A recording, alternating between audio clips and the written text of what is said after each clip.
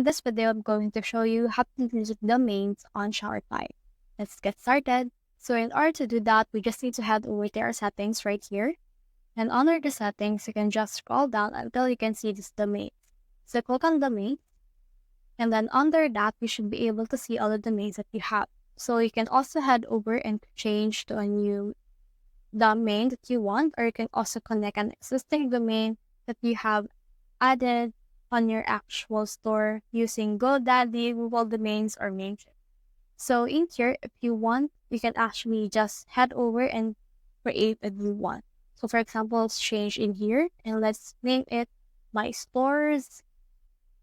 And then from in there, you can actually put in here a URL that you want for this one. So for example, for me, make sure that the domain is actually available. So once the domain is available, you can add that specific domain right here. As you can see, we have now this primary. So when you click on this one, you can actually see it actually right here.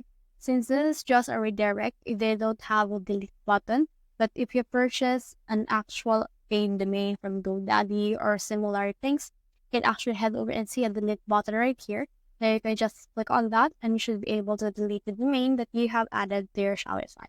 So that's the whole process. If you have found this video helpful, so then leave a like below or subscribe because it helps reach more people. See you soon.